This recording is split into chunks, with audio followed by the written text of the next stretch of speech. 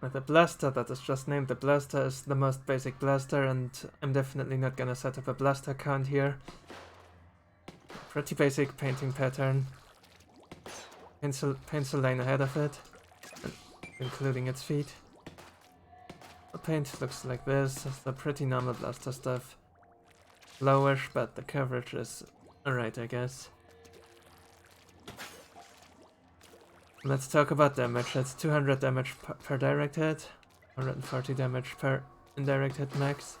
But then I'll fail to show it here. I showed on the steel hit there, 140.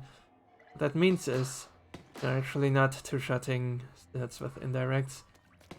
Yeah, what you wanna do is direct plus indirect, or double direct, which of course work too. Yeah, so long as you're getting at least one direct, any other hit will work. Then jumps, no matter where you're hitting that indirect. Blast is actually quite big here, and it's one-shotting them. My phrase as well, obviously. There are no fancy combos for coax, really, it's always two directs with this. One direct and two indirects, but that is rather rare that you get to line that up. You do have the option, it is there for sure. 500 HP bosses as you'd expect, 2 directs, 1 indirect, or 3 directs. Big shots, simply 6 shots, 200. Bristler would be 5 shots, however you cannot one cycle it without a bomb, so it's 4 shots plus a bomb actually. And for that is available as seen here.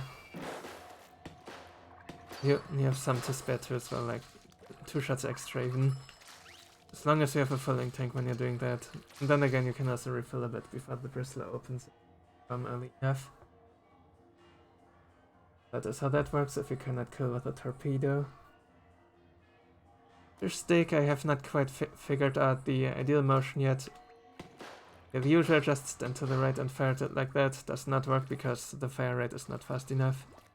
You have to aim at different places, like something like this roughly. Sometimes it works, sometimes it doesn't. A bit inconsistent. Yes, as the years in this game go on, we might just be able to figure out do this consistently. Certainly nice. And then stingers, of course, aim toward the middle. You should be hitting most of its spots.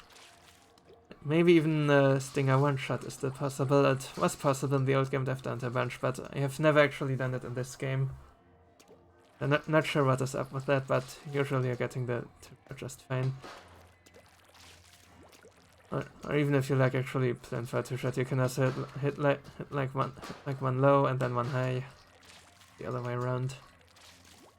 Usually 2 shots, and if you're really lucky and aiming well, and 1 shot. It's roughly the red part, other part above it or between them, something like that.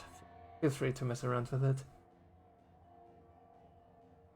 Right, that should, I believe, cover all of this. Brings us... Oh, alright, there's one thing I should also mention that I forgot in the early part here. Jump RNG.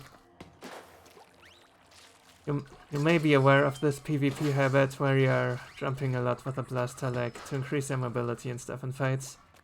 And we're using Intensify action to actually reduce the RNG. You do not have anything of that in Salmon Run, so actually stand and shoot when you're trying to hit enemies. When you just wanna move, then sure, then just jump and paint ahead of you. It is gonna increase your mobility there still, so it is nice.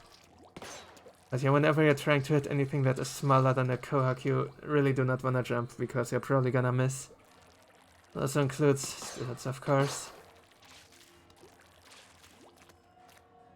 But yeah, if you happen to have this habit from PvP, get rid of it for Salmon Run, not the same game.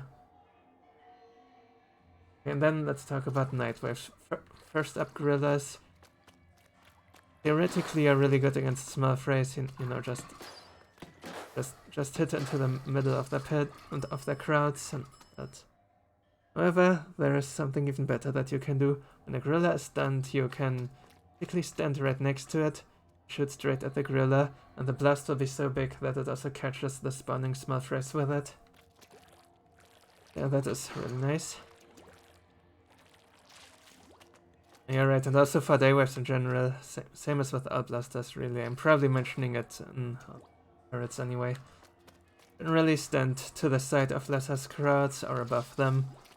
So you're hitting the most of them. Above something like this here. Or to the side, like... Let's say they're approaching you like this, and then just move to the side and